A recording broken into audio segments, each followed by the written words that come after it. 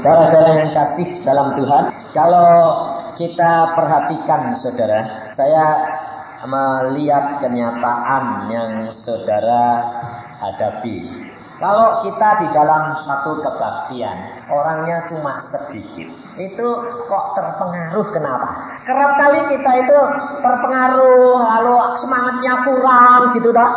Kenapa? Karena iman saudara itu iman rombongan. Terus terang saya nggak terpengaruh, saya nggak peduli. Karena apa? Karena saya itu mengenal pribadi dia, bahwa siapa dia? Tidak ada yang seperti dia.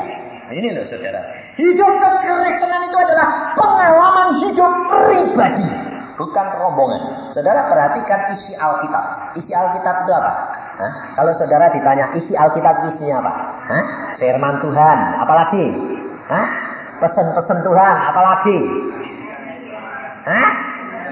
Perjanjian, apalagi? Saudara tahu, perhatikan. Pengalaman pribadi seseorang dengan Allah. Dia selalu ditulis dari Kejadian sampai Wahyu. Wahyu isinya pengalamannya Yohanes dengan Allah. Kejadian pengalamannya siapa? Adam dengan Allah sampai turun-turun. Saudara tahu, kalau engkau tidak mempunyai pengalaman pribadi dengan Allah, engkau tidak masuk di dalam bagian daripada Alkitab. Jadi kekristenan bukan sekedar agama, tetapi adalah pengalaman pribadi dengan Allah. Ini saudara, kalau engkau punya pengalaman pribadi dengan Allah, tidak akan terpengaruh dengan situasi dan kondisi di sekeliling Anda. Betul tidak? Ada ribut-ribut, Anda takut? Tidak. Karena apa? Engkau punya Allah. Ini saya alami sendiri pada waktu Moreserolo. Saya ada di sini. Malam-malam ribut-ribut, sepi semua. Saya mau makan di Bon Cafe, ditolak. Tutup. Loh, kenapa? Ada rame-rame, Pak. Ya sudah, saya balik. Terus saya pulang. Enggak. Cari lagi ke tempat lain yang masih buka. Saya makan santai saja. Lalu salah satu teman saya yang turut orang Surabaya nih, dicari anaknya, diteleponi, tak ketemu-temu. Tapi kita tenang, saya bilang, relax. Kalau Allah ada apa-apa, Allah memberitahu. Tidak akan khawatir, belum waktunya, saya bilang. Tenang saja, tidak ada seorang pun yang dapat menjamah kita kalau Allah benteng kita. Ini loh saudara.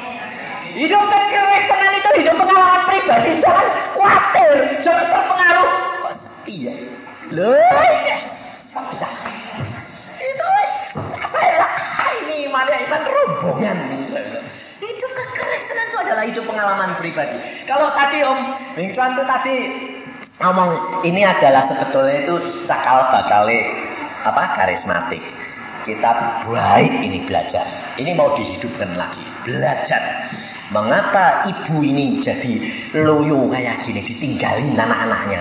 Loh, betul enggak? Nah, ini kayaknya kan kayak ibu nih toh. Ibu persekutuan. Nyatanya sekarang ditinggal anak-anaknya. Loh, periksa diri dong. Ibu ini mesti cerewetnya luar biasa ini. Pasti kalau gak cerewet, artinya gak nyenjengkel ke, gak nyeneng ke Allah, gak bakal. Kalau menyenangkan Allah, gak bakal ditinggalkan. Percaya gak? Ini loh saudara, kita harus belajar. Kehidupan kekristenan kita sendiri, kalau saudara tidak dapat berkembang terus menuju kepada kesempurnaan, kau pun mengalami akan ditinggalkan oleh sesama manusia. Tetapi kalau engkau menyenangkan hatinya Allah, manusia itu tidak mungkin meninggalkan, betul tidak? Karena apa? Kalau jalanmu memperkenankan Allah, musuh-musuhmu didamaikan. Aku akan memerintah orang fasik bekerja mati-matian, yang menikmati orang benar. Ya dah? Ini firman loh saudara. Maka dari itu hidup dengan Allah itu adalah pengalaman pribadi dengan Allah. Tidak perlu khawatir, apapun boleh terjadi. Tidak khawatir. Saya mengalami kesukacitaan yang luar biasa. Saya tidak berpengaruh. Orang 1, 2, saya melayani 2, 3, 10 sampai penuh. Tidak masalah bagi saya. Saya tahu, Pak, ini memang ibu yang sudah ditinggalkan. Masuk sini suasana rohnya tidak ada, saya bilang. Ini yang baru setelah saya dengar dari Om Bingsuan, ini cakal bakal. Oh, pantesan ya Tuhan, mesti tidak beres ini, saya bilang. Saya orang belak-belakan, tidak peduli. Saya tidak dengar apa-apa dari Om Bingsuan. Jadi pokoknya harus periksa diri. Hal ini dapat terjadi bagi saudara pribadi loh, bukan bagi saudara pribadi hal ini dapat terjadi. Saya barusan dari Bali. Saya KKR di Bali 3 hari. Allah itu luar biasa, saudara tahu. Padahal saya tidurnya itu per hari pertama di bukit. Harusnya 3 hari di sana.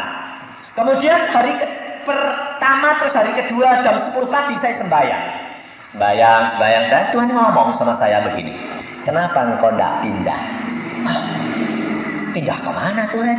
Kan pindah ke tempat si Nathanael Purnomo. Oke. Kamu berdoa di sana. Oke, saya bilang. Saya pindah langsung. Saya bilang sama dia. Nanti sore turun terus pindah. Ya apa aja? Tidak tahu. Pokoknya Tuhan ngendaki aku pindah.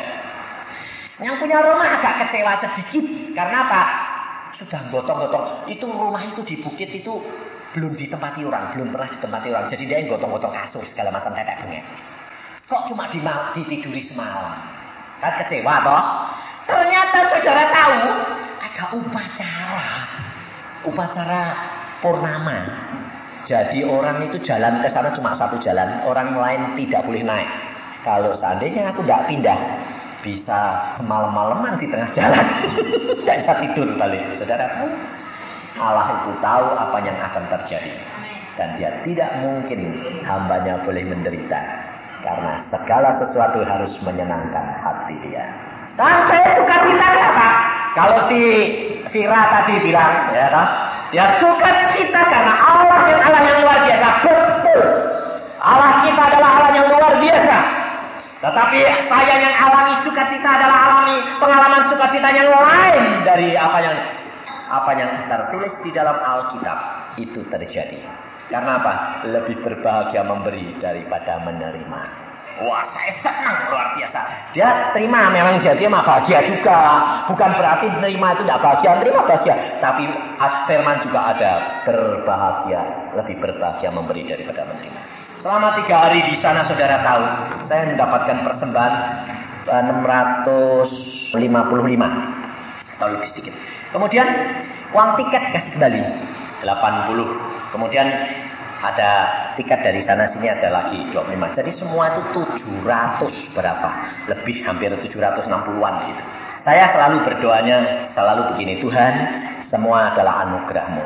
Pikir saya lumayan kantong tak pulang. Pagi-pagi, malam-malam cerita-cerita sama Samdi, sama istrinya. Wah, penginjil di desa itu menderitanya banyak. Hati saya ini tergerak gini, kasihan ya Tuhan. Terus bangun pagi-pagi sembahyang jam 5. Omongan saya sama Samudi itu muncul lagi. Hati saya itu, aduh kasihan ya Tuhan. Terus Tuhan berkata, iman tanpa perbuatan kosong. Madek saya, oh iya, betul. Lalu saya memuji Tuhan, memuliakan nama Tuhan, saya memuji. Saudara apa tahu? Ada satu kebahagiaan luar biasa dalam diri saya. Karena apa? Saya rela untuk mempersembahkan semuanya. Saudara. Wah, senang rasanya. Rasanya itu menang, rasanya itu sukacita, memuji Tuhan. Lalu keluar saya bilang, iman tanpa perbuatan kosong. Ambil seluruhnya. Bagi-bagi. Saya bilang untuk penginjilan ke desa-desa. Saudara, 1 sen saya tidak ambil. Bahkan ongkos tiket pun saya bayar sendiri. Kebahagiaan itu tidak akan saudara dapat. Saudara tahu enggak? Waktu itu tidak ada perasaan sayang. Tidak ada. Wah, rasanya itu malah senang sekali. Itu hidup kekristenan, saudara tahu. Mengalami setiap firman daripada Allah dan menikmatinya. Ngerti enggak? Kalau saya katakan begini, saya tidak minta pujian saudara. Buat apa pujian toh? Lumayan duitnya daripada pujian toh. Loh, betul enggak? Lumayan toh 750.000 lebih. Kan mendingan daripada saudara bilang, wah, buat apa? Bahwa tapi bagi saya itu adalah saya mau membagikan kepada saudara. Tiap-tiap firman Tuhan itu ya dan amin. Luar biasa. Dan kita tidak pernah takut menghadapi segala perkara. Karena apa? Karena kita tahu dia itu siapa. Kalau dia mau berbicara dengan kita, kalau dia mau bergaul karek dengan kita, luar biasa kebahagiaan kita. Tidak bisa dunia ini membayar. Saudara tahu? Itulah bagian kehidupan kekristenan kita. Maka dari itu kita harus belajar. Dan kita harus mau dikoreksi. Mau dibukakan. Mau dibenarkan. Dan tahu bahwa segala perkara itu karena Allah mau memberikan kepada saudara dan saya yang terbaik. Tapi tergantung daripada manusianya. Mau enggak diberikan itu. Mari kita buka firman Tuhan di dalam 2 Korintus pasal yang ketiga. Saya tidak tahu masalah ini, tapi firman Tuhan wah, memang segala sesuatu itu istimewa itu. 2 Korintus pasal 3, pelayan-pelayan perjanjian yang baru. Ini loh saudara. Pelayan-pelayan perjanjian yang baru. 2 Korintus pasal 3, mulai ayat pertama. Adakah kami mulai lagi memuji diri kami? Atau perlukah kami seperti orang-orang lain menunjukkan surat pujian kepada kamu atau dari kamu? Kamu adalah surat pujian kami yang tertulis dalam hati kami dan yang dikenal dan yang dapat dibaca oleh semua orang. Karena telah ternyata bahwa kamu adalah surat Kristus yang ditulis oleh pelayanan kami. Ditulis bukan dengan tinta, tetapi dengan roh dari Allah yang hidup. Bukan pada loh-loh batu, melainkan pada loh-loh daging, yaitu di dalam hati manusia. Demikianlah besarnya keyakinan kami kepada Allah oleh Kristus. Dengan diri kami sendiri kami tidak sanggup untuk memperhitungkan sesuatu seolah-olah pekerjaan kami sendiri. Tidak, kesanggupan kami adalah pekerjaan Allah. Ialah membuat kami juga sanggup menjadi pelayan-pelayan dari suatu perjanjian baru yang tidak terdiri dari hukum yang tertulis, tetapi dari roh. Sebab hukum yang tertulis mematikan, tetapi roh menghidupkan. Kalau Paulus menulis hal ini, saudara, mengapa? Karena sebetulnya Paulus itu sudah punya visi yang diberikan oleh Roh Kudus perkara-perkara akhir zaman. Di mana keadaan-keadaan manusia akhir zaman, pelayanan-pelayanannya akan dapat mengalami kegagalan demi kegagalan. Kehidupan kekristenan pun kerap kali sudah naik sampai satu saat akan turun jatuh lagi. Mengapa? Karena mereka tidak selalu belajar dan peka terhadap pimpinan Roh Kudus. Karena pelayanan kita bukan pelayanan tentang perkara-perkara yang merupakan hukum Taurat yang tertulis, tetapi pelayanan kita adalah pelayanan karena roh. Ini loh. Maka kalau tadi dikatakan bahwa peniel ini merupakan motor yang pertama dan berkembang naik karena mereka hidup di dalam roh. Tapi biasanya kalau sudah mulai roh, mulai kebiasaan, mulai terpengaruh oleh perkara-perkara, akal masuk lagi dan kita kembali terpengaruh oleh perkara-perkara daging. Mulai perhitungan, mulai memikir, sipuannya mulai jalan lagi, tik-tok, tik-tok, tik-tok, tik-tok. Nah, masuk lagi di dalam daging, dalam Taurat. Mesti turun. Hidup kekristenan kalau kita mau berkembang harus hidup oleh roh dan bukan oleh perkara-perkara daging. Kita cara berpikir orang Kristen harus dirubah. Harus diadakan revolusi cara berpikir. Kalau tidak, engkau akan mengalami kejatuhan kembali. Ini loh saudara. Makanya pada waktu saya dipanggil Tuhan, saya mengatakan, Tuhan, aku banyak membaca memori daripada hamba-hambamu. Dan memang dari kecil, saya itu paling suka mengumpulkan dan membaca pengalaman hamba-hamba Tuhan. Dan hanya sedikit hamba-hamba Tuhan, sampai waktu pulangnya, itu dia naik terus. Hanya sedikit. Tapi banyak yang jatuh. Banyak yang mulai turun. Habis jatuh.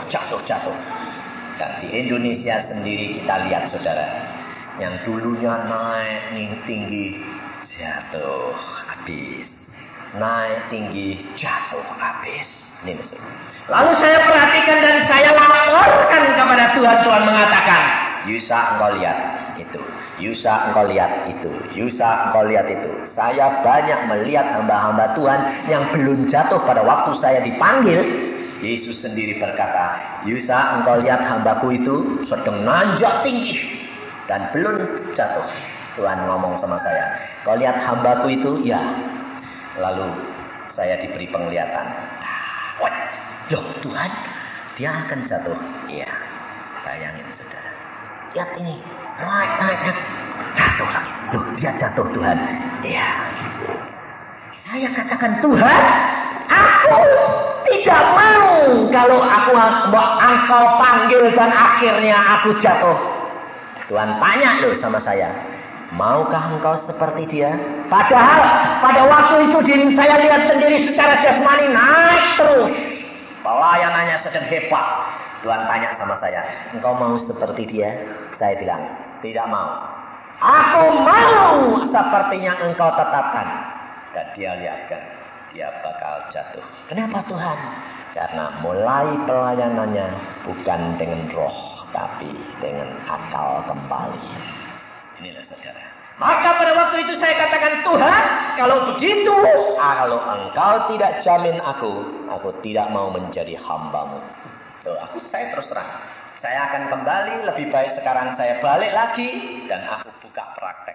Buat apa jadi hambamu untuk hanya dibuat mainan iblis dan jatuh? Lalu Tuhan mengatakan, tidak akan jatuh apabila engkau selalu hidup di dalam roh. Hidup di dalam roh adalah kehidupan yang harus dialami oleh tiap-tiap anak Tuhan. Karena firman Tuhan berkata, kalau engkau hidup di dalam roh, maka kehendak daging akan dilenyapkan. Otomatis kalah, saudara. Kenapa? Karena kau bergaul dengan roh. Inilah. Kita bergaul tiap-tiap hari, kita dekat dengan dia, kita bergaul akrab dengan dia. Saudara tidak akan berjalan di dalam daging lagi. Kita harus berani menyangkal diri. Kita harus berani pikul salib. Kita harus berani bayar harganya. Tanpa bayar harganya, saudara akan kembali lagi, mulai pikir-pikir lagi. Demikian kekhawatiran datang sebab setan itu jahat luar biasa. Setiap kali kekhawatiran didatangkan lagi. Setiap kali bayangan yang lama didatangkan lagi. Setiap kali saudara dihadapi simpang jalan. Tetapi kalau kau mau hidup di dalam roh, tak perlu takut. Apapun boleh terjadi. Langkah demi langkah pasti dituntun oleh Allah. Yang penting adalah motivasi ini loh saudara. Motivasi hati ini benar-benar bersih. Bersih, mau nurut Allah, mau mendahulukan Allah dalam segala perkara. Pada waktu saya di Jakarta, saya belum pernah jadi hamba Tuhan, belum pernah mau khotbah, disuruh nantang orang cari dana. Belum pernah saya. Tapi sekali di Jakarta itu Tuhan suruh saya. Waduh, saya sampai blotak saya terus terang. Saya bilang, gak mau Tuhan, aku mau memberi mau. Tapi kalau minta mah, aku bilang gak mau. Saya bilang, tapi ini penginjilan pemuda ini membutuhkan. Waduh, saya bilang, Tuhan, susah saya bilang. Tapi akhirnya Tuhan bilang, lakukan. Tapi dengan satu cara. Caranya bagaimana? Kamu katakan. Lalu saya tantang, saudara mau ambil bagian dalam penginjilan? Tidak. Kalau mau, doa. Berapa yang kamu harus ambil? Berikan.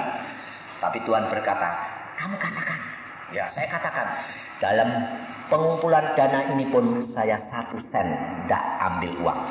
Sebab kalau saya terima persembahan dari orang ini, wah, dikira nanti kalau ditanya, dapat berapa Pak Yusak? Dapat segini. Terus nih, Pak Yusak dikasih dah. Wah, dikasih. Biarpun dikasih cuma 10.000 atau 50.000 kan tetap dikasih toh. Tapi lah minta buat dirinya sendiri cilaka. Saya bilang, ya. Saya bilang, Tuhan bagaimana? Kamu katakan, tidak ambil 1 sen pun. Bahkan kamu harus berikan. Ya. Dan pada saat itu semalam dapat sekitar 6,5 juta. Dan setelah itu, padahal si pimpinan ini, si John Solendio ini, dia bilang begini. Ini kan bekas direktur network sini, Surabaya. John Solendio ini bekas network Surabaya. Nah itu dia bilang, Pak Yusuf, perpuluhannya Pak Yusuf punya. Tidak, saya bilang. Nanti dikira saya cari duit. Saya bilang, enggak. Pokoknya persembahkan semua untuk pekerjaan Tuhan. Saya 1 sen tidak. Saya bilang, lu Pak Yusuf kok lucu gitu. Biarin, saya bilang. Ini saja kamu suruh minta bantuan saja. Saya bilang, Pak saya ini bergumul sama Tuhan setengah mati kok. Saya bilang, enggak, sampai Tuhan berkata, katakan, tapi kamu jangan ambil uang 1 sen. Tapi saudara tahu, luar biasa Tuhan itu. Enggak masuk akal. Saudara tahu. Enggak terima apa-apa, saya hatinya senang. Wes pokoknya aku bebas. Saya bilang, wes senang saya. Besoknya malamnya itu dijak makan di Ancol. Waduh, saya sampai gini lihat. Makan orang kaya-kaya itu memang enggak lihat orang desa, saya bilang. Makan orang 18 habisnya itu 450.000. Setengah juta. Saya bilang, ini buat penginjil desa itu saya mati di sini. Aduh, saya bilang. Saya tidak, tapi saya ya diam saja. Saya turut makan nih. Tapi keluar dari situ saya bilang, aduh mahal ya. Wah mahal ya, luar biasa. Saya bilang, tapi ya sudah, habis mereka orang kaya-kaya, tidak ada masalah. Tapi saudara tahu, satu orang datang. Pak Isa, sini Pak Sia. Ada apa? Saya bilang, nomor rekening anakmu tuh di Holland tuh nomor berapa? Ada apa? Saya bilang, saya kok kepingin ngirimin anakmu. Wah, aneh enggak? Ya saya kasih toh, nomornya ini, namanya ini. Ya. Besoknya saya dikasih bekas kertas surat kiriman uang langsung ke Holland. 1.000 gulden buat anakmu. Sekitar 750.000. Saudara kan, Tuhan tidak pernah mau utang. Tapi caranya adalah engkau turut lakukan. Engkau lakukan apa yang menjadi kehendak Tuhan. Rela dalam segala perkara. Allah sediakan segala-galanya. Tapi kalau kamu pakai perhitungan ini, disembah jalan-jalan. Kamu mau gepeng yang di barisan. Hidup kekristenan itu hidup bukan daripada akal, tapi hidup daripada Kristus. Hidup di dalam roh. Karena Paulus sudah melihat perkara ini dan dia katakan kepada kita, mengapa bangsa Israel pelayanannya itu akan macet? Mengapa kita orang-orang yang tidak bangsa pilihan Israel dipilih sekarang oleh Allah? Karena apa? Karena Israel tidak mendapatkan kebenaran. Karena dia mencari kebenaran dengan caranya sendiri. Dengan kebenarannya sendiri. Bukan kebenaran Allah. Jika saudara melakukan pelayanan dengan cara kebenaranmu sendiri, kau tidak akan mendapatkan apa-apa. Tapi kalau kamu cari pelayanan karena kebenaran Allah, dengan pimpinan Roh Al-Kudus, kau mendapatkan segala-galanya. Kita nggak usah khawatir, hidup dengan Tuhan, apapun boleh terjadi. Tetapi Allah yang membentengi kita. Kapan Allah bisa membentengi kita? Apabila kita hidup berkenan. Dan Ayub dibentengi sehingga iblis pun tidak dapat menjamah hartanya, tubuhnya pun tidak boleh dijamah. Setelah benteng Allah diambil, iblis jamah Ayub luar biasa. Harta bendanya habis, anaknya mati, dan bahkan tubuhnya sengsara. Ini saudara, kita harus belajar dari firman Tuhan. Tapi bagaimana kita harus dapat tinggal di dalam kehidupan pimpinan roh? Tinggalkan selubung yang menutupi kita. Topeng ini harus dihilangkan. Kedagingan ini. Karena firman Tuhan berkata di dalam ayat yang ke-12. Karena kami mempunyai pengharapan yang demikian. Maka kami bertindak dengan penuh keberanian. Karena kami punya pengharapan. Janji daripada roh. Maka Paulus dapat berani bertindak dengan penuh keberanian. Tidak ada tedengaling-aling, tidak ada kekhawatiran, tidak ada keraguan-raguan. Karena apa? Karena dia tahu persis Allahnya di pihak dia. Tidak dengan perhitungan manusia, tapi dengan penuh penyerahan kepada Allahnya.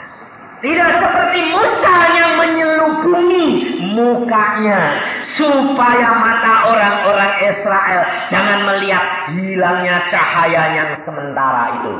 Musa setelah turun dari gunung, dia bertemu dengan Allah, mukanya bercahaya. Dan bangsa Israel tidak mampu melihat muka Musa. Lalu Musa menyelubungi mukanya pakai topeng. Supaya apa?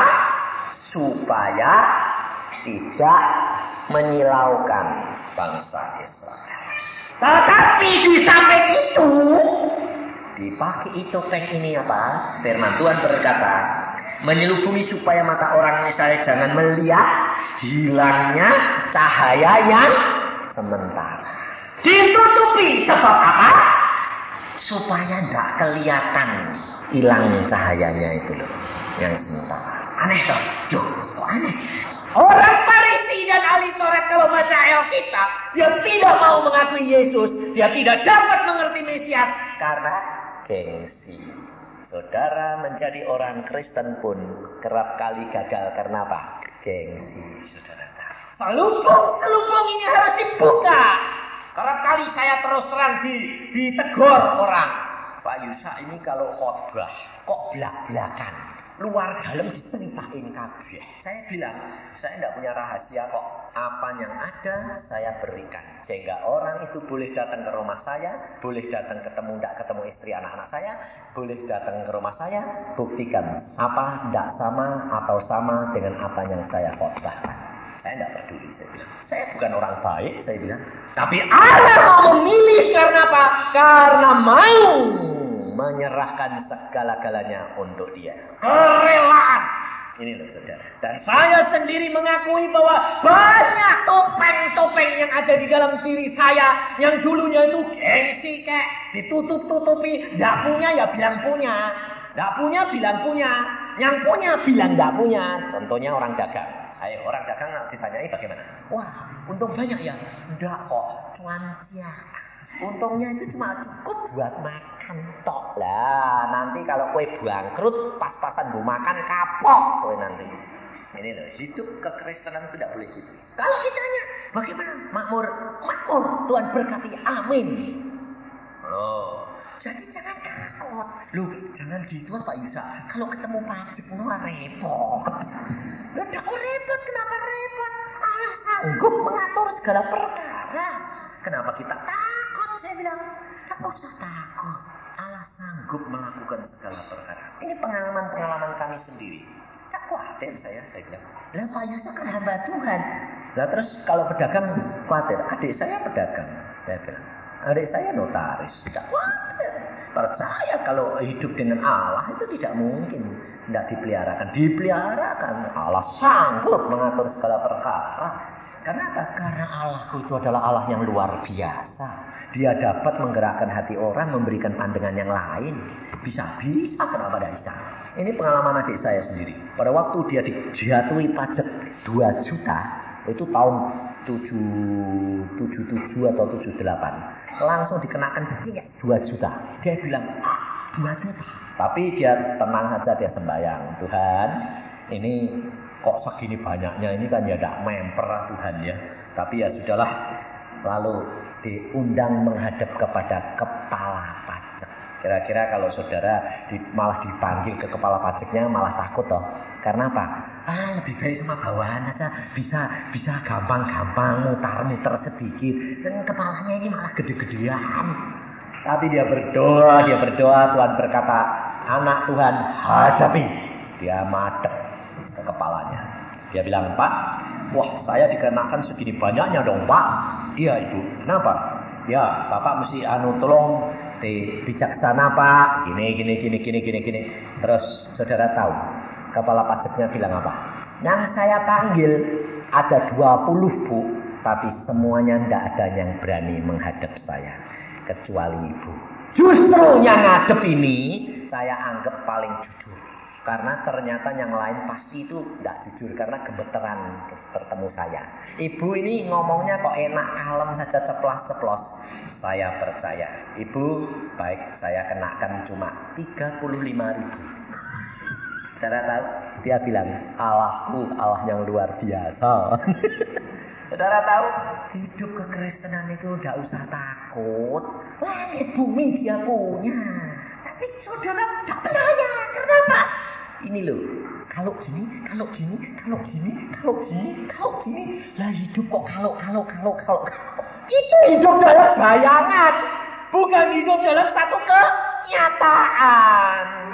Hidup yang nyata adalah hidup di dalam satu kenyataan, berjalan langkah demi langkah dengan Yesus. Kristus tidak pernah mengajar kita melarikan diri, tidak. Tetapi langkah demi langkah bersama dengan Dia menuju kepada kesempurnaan, saudara. Tapi tinggalkan topeng ini, kedaginganmu, kekhawatiranmu, gengsimu. Segala perkara ini Allah mengendaki engkau tinggalkan dan berjalan dengan pimpinan Roh. Sedia untuk ditegur, sedia untuk diperbaiki dan mengaku di hadapan Dia.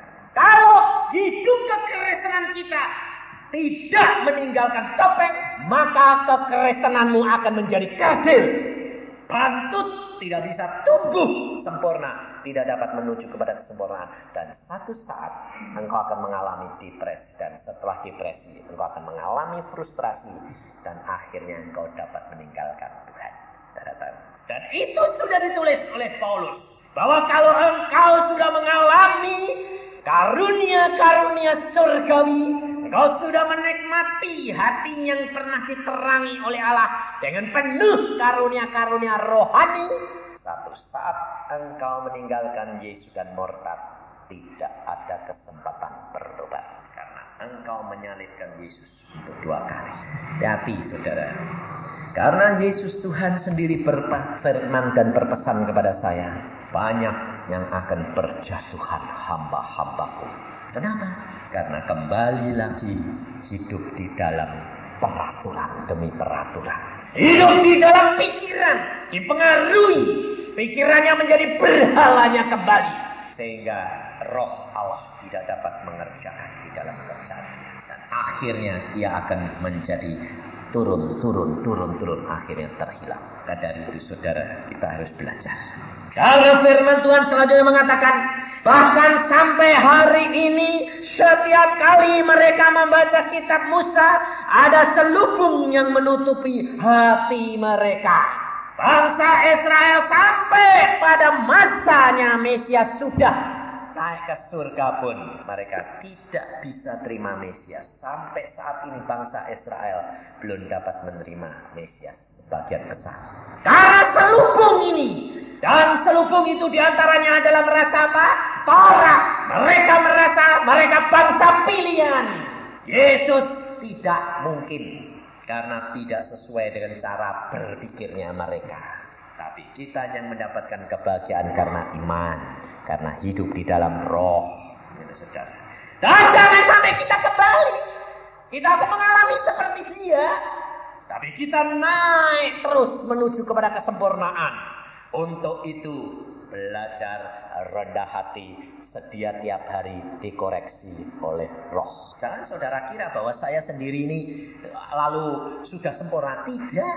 Setiap kali dikorek Tuhan. Setiap kali dikatakan oleh Tuhan, awas Yusa. Saudara tahu kalau saya habis khotbah, orang lain kalau bilang, terima kasih Pak Yusa, waduh saya kena. Saya pernah bangga, senang sedikit. Puji Tuhan. Pulang-pulang saya sembahyang, kamu kok seneng yang ngelakuin siapa toh Yusa? Oh iya ya Tuhan, ampun. Hati-hati, jangan mencuri kemuliaan Tuhan. Oh ya Tuhan. Kalau dapat persembahan banyak, wah lumayan Tuhan. Banyak ya Yusa? Iya. Tapi jangan buat kamu, itu loh kasihan. Kasih enggak? Kasih. Saudara tahu caranya Tuhan mendidik saya. Tahta, wanita, dan harta. 3 perkara yang paling berbahaya. Karena apa? Karena itu yang paling menjatuhkan orang itu terus. Ya toh. Untuk orang laki loh ya. Wanitanya itu orang laki. Kalau yang laki, ya laki. Itu 3 perkara. Dan ini saya sudah dilihatkan Tuhan sendiri, saudara tahu. Suatu saat Tuhan mengatakan, itu loh Yusa, lihat. dicobai persis Tuhan Yesus. Tapi Tuhan Yesus dicobainya tidak perkara wanita, tapi roti. Iblis kan tahu Tuhan Yesus tidak suka wanita, udah kawin. Saya suka, iblis tahu. Suka harta, suka. Iblis tahu suka tahta, suka. Dicoba, saudara tahu. Dilihatkan, ikut aku. Wanita semua. Saya bilang, enggak. Saya mau ketemu Yesus. Itu kurang. Ini harta. Berlian itu sekolah. Waduh, berlian kayak gini. Milikmu. Aduh, enggak. Nanti dulu. Tahta. Dibawa ke atas gunung dilihatkan. Itu menjadi milikmu. Kalau engkau ikut aku. Waduh, enggak. Saya mau ikut Yesus dulu. Saya mau ketemu Yesus. Saudara tahu. Dan setelah ketemu dengan dia pribadi, melintasi awan untuk bertemu dengan Yesus, saya harus melintasi awan. Saya tanya, Tuhan, kenapa kalau ketemu setan kok gampang? Tidak usah melintasi awan. Jalan naik ke atas gunung yang tinggi melintasi awan. Kalau ketemu setan gampangan gitu Tuhan. Ketemu engkau harus tidak kelihatan. Jalan naik sengsara terus nembus awan. Baru ketemu Tuhan Yesus, tangannya begini. Sabtaslah engkau hambaku. Kau tiba di tempat ini. Saya bilang, terus saya menyembah Tuhan. Kok tak kelihatan dari bawah sih Tuhan? Ya. Saudara dan saya untuk bertemu dengan Yesus. Tidak kelihatan. Yesus tidak kelihatan. Tetapi engkau harus berjalan terus naik. Naik. Menembus awan. Awan apa artinya? Tubuh kita pribadi demi pribadi. Kenapa? Karena tubuh kita itu kalau dimasak 97% air. Semuanya yang jadi padat 3%. Saudara tahu. 97% air kita ini. Kenapa harus menembus awan Tuhan? Harus nyangkal diri. Tembus! Lewati! Baru kamu akan ketemu aku. Dan setelah ketemu, Tuhan berkata, terimalah karunia-karunia ini. Dan setelah terima karunia-karunia itu, makanya saya pernah lihat batu putih yang Tuhan katakan di dalam Wahyu. Itu seperti balokan es gini. Saya terima. Bagus sekali kayak kristal. Saya terima. Masuk. 7. Masuk. Setelah itu Tuhan berkata, kembali. Awan itu buka. Lihat di bawah gunung banyak orang. Tuhan berkata, bawa mereka pulang. Lalu saya katakan apa? Kalau aku dapat jamin. Enggak. Tuhan bilang, aku jamin. Tapi sebelum itu, apa yang saya hadapi? Setan. Setan berkata, kenapa kok harus kamu? Cobain, aku yang datang. Dia datang, suaranya persis Tuhan Yesus. Rupanya tidak kelihatan, tapi dia ngomongnya halus, lembut kayak Tuhan Yesus. Jam 5 saya sembahyang, dia bilang ini, Yusa, waduh tak pikir Tuhan datang. Cepat-cepat nyembah, saya pikir, waduh nyembah. Ngomongnya halusnya kayak Tuhan Yesus. Yusa, saya terlanjur undang. Ya Tuhan, kurang ajar saya pikir. Dulunya nggak ngerti, tapi saya nggak tahu kalau itu bukan Tuhan. Yusa, oh ya Tuhan, waduh engkau datang, senang saya bilang, engkau sudah dididik, pantesan nggak berani ngomong dia. Kalau tak perhatikan, barusan tahu saya. Sebabnya apa? Engkau sudah dididik Tuhanmu, engkau sudah diajari Tuhanmu. Kalau Tuhan Yesus sudah gitu, dia bilang, aku sudah didik engkau. Lain, pantesan dia bilang nggak ngaku dirinya Yesus. Kalau Tuhan Yesus di sebelah, saya belum kelihatan. Dia bilang, engkau sudah dididik Tuhanmu, engkau sudah diajari Tuhanmu. Sekarang tugasmu apa? Saya bilang, turuti, lakukan firman Tuhan dengan murni, dengan sempurna. Hampir tak jawab, Roh Kudus ngomong, jangan cepat-cepat jawab. Kaget. Loh Tuhan, kenapa? Hati-hati. Yang didik kamu siapa? Tuhan Yesus. Yang mampukan siapa? Tuhan Yesus. Yang menjadikan kamu siapa? Tuhan Yesus. Jadi, oh iya, ngerti ya Tuhan. Oh ya, dia harus garansi saya ya Tuhan. Bukan aku yang garansi dia. Tadi kan pertanyaannya kan saya minta digaransi. Ya, langsung saya jawab. Tuhan, masih tak sebut Tuhan. Tuhan, engkau yang garansi aku, bukan aku yang garansi engkau. Lalu di sebelah kananku dia berkata, setan, dengar jawaban hambaku. Get saya langsung teriak, Tuhan, tadi siapa? Iblis. Lu kok engkau diem? Dia minta izin aku mencobai engkau. Bayangin saudara, hidup kekristenan harus hidup di dalam roh. Kalau saya pada waktu itu tidak peka, dikasihani roh Al Kudus, saya sudah jawab ya, dan Tuhan berkata, engkau pun akan jatuh. Keakuan, kesombongan, gengsi itu menyebabkan kejatuhan, saudara.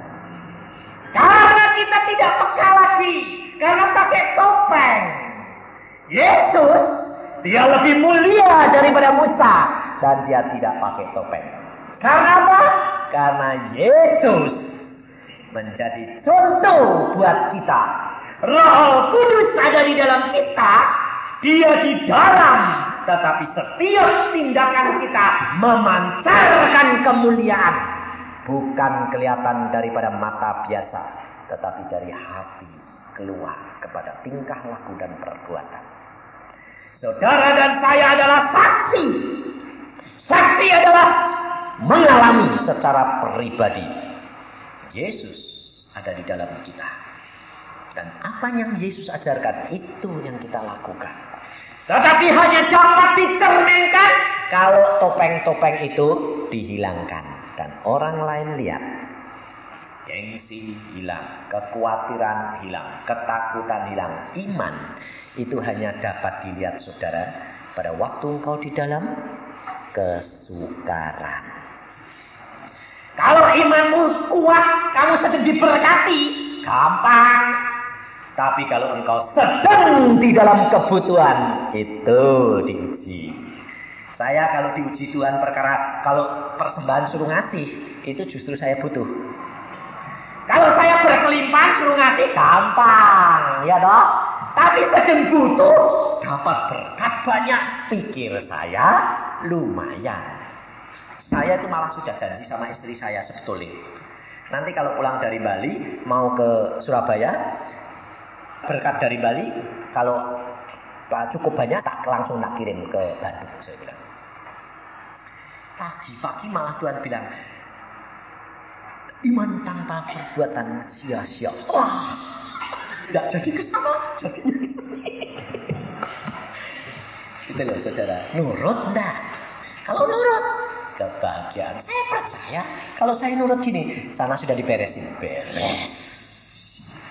Pasti. Tidak bakal enggak. Karena apa? Aku yang adakan. Inilah saudara. Jadi hidup itu refleks. Karena apa? Hidup di dalam pimpinan roh. Firman Tuhan berkata, tetapi apabila hati seorang berbalik kepada Tuhan, maka selubung itu diambil daripadanya. Apabila hati seseorang berbalik kepada Tuhan, artinya saudara harus bertobat. Tanpa pertobatan, tanpa kesadaran, tanpa tindakan, saudara tidak akan dapat membuka selubung. Yang sanggup membuka hanya Yesus, lain tidak. Saudara sendiri tidak mampu. Coba kebiasaan saudara, sifat saudara, saudara bisa ngilangkan enggak? Tidak mampu. Saudara cinta uang, tidak bakal saudara bisa membuang. Saudara tukang merokok, tidak bisa saudara membuang, hanya Yesus.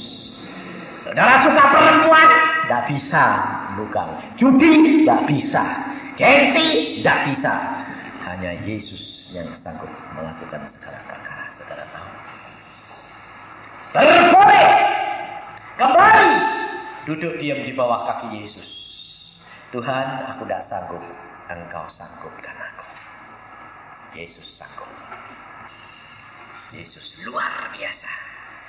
Sebab saya alami sendiri. Saya dulu itu jago biskop, saudara tahu. Saya orangnya nggak bisa ada film ganti, saya mesti lihat. Jago nonton film silat. Pasti. Film apa? Lihat. Buku silat. Saudara tanya silat apa saja saya tahu. Nah, ya. Sebabnya apa? Enggak tahu.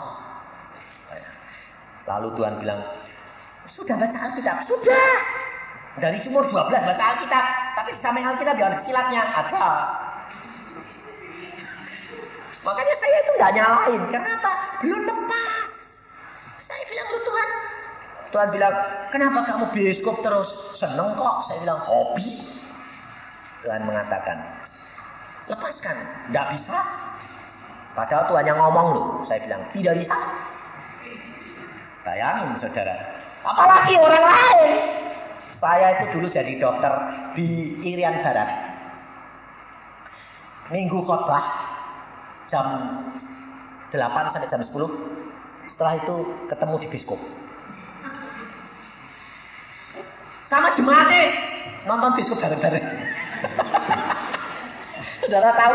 Ini. Makanya saya itu berkata, apa sih hidup pendeta apa itu munafik? Saya bilang, saya juga gitu kok. Saya bilang, nonton. Sampai orang dulu, Pak Isa habis iya nonton Saufi. Tapi istri saya tidak suka. Satu saat Tuhan berkata, pulang dari Irian Barat, Tuhan berkata di Semarang, di atas beca ngomongnya Tuhan. Saya naik beca itu mau lihat biskop. Tuhan berkata, mulai hari ini engkau tidak suka biskop. Saya bilang, tidak bisa. Masih bantah, kurang ajar enggak. Tidak bisa Tuhan, hobi. Saya bilang, hobi. Saya bilang, Tuhan bilang, tidak. Engkau tidak mampu melepaskan diri, tapi aku mampu melepaskan kamu. Bandel saya masih turun di depan biskop, antri karcis 1 jam. Masih antri. Tapi Tuhan itu rendah hatinya, dibiarkan. Tidak ngomong Tuhan. Setelah sampai di depan loket, ngomong lagi. Tuhan bilang, kamu tidak suka. Kaget aku. Tidak bisa dong Tuhan. Lihat dulu gambarnya. Yang kamu tadi suka, sekarang tidak narik. Padahal gambarnya itu monro. Pakai pakaian yang bikini. Wah, narik buat saya. Saya lihat tuh, loh kok jelek sekarang monronya. Sampai yang jual karcis bilang, Pak beli enggak? Nanti ya. Kok jelek? Saya lihat yang dulunya seksi-seksi itu malah jelek luar biasa. Cara Tuhan, saya tidak suka wanita begitu. Jadi saya lihat saudara ini sama semua, tidak ada yang narik. Yang narik cuma istriku. Aneh toh. Jadi saya tidak pernah kepengen sekarang. Dulu saya pergi sama istri saya, ada wanita cantik. Tanya istri saya kalau tidak percaya. Saya diskusi sama istri saya. Saya bilang, tanyain istri saya. Dan istri saya bilang, apa sih yang cantik apa ya? Oh ini tak lihat dari ujung rambut sampai kaki. Istri saya itu ya lucu. Tahu kesukaan saya itu kalau ada orang wanita cantik itu ya nyenggol. Itu bagus. Mana? Ngopel loh ini.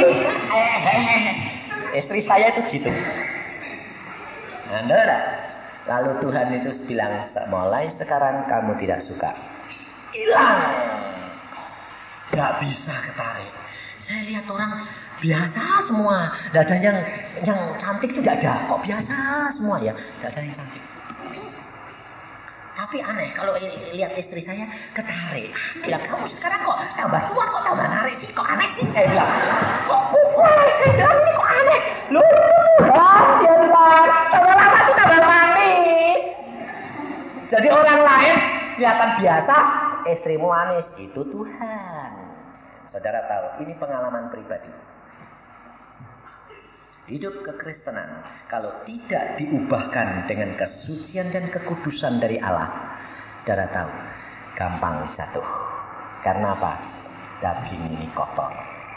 Ini sudah diprogram oleh iblis pada waktu engkau lahir. Program iblis pada waktu Kain dilahirkan. dilahirkan Adam dan Hawa itu tidak ada kotor, ya dah. Tapi anaknya sudah membunuh Habil adiknya. Itu program setan. Saudara dan saya punya program di sini, harus dicuci, diubahkan jadi pikirannya Yesus. Siapa? Firman yang membersihkan, mencuci. Caranya masukkan sebanyak-banyaknya. Batu saja kalau dialirin air terus, aus dah. Batu tetesin, setiap hari netes terus, lubang dah. Pikiran saudara basuh terus dengan firman air hidup. Kau akan bersih dan pikiranmu menjadi pikirannya Yesus. Dalam karunia-karunia yang kelihatan, jangan berhenti di situ. Dan jangan hanya berbincang-bincang perkara karunia terus. Naik. Yaitu hidup. Berdiam diri di bawah kaki Tuhan dengan pimpinan roh kita maju. Terus menuju kepada kesempurnaan. Karena Yesus sudah berkata, hendaklah engkau sempurna seperti Bapa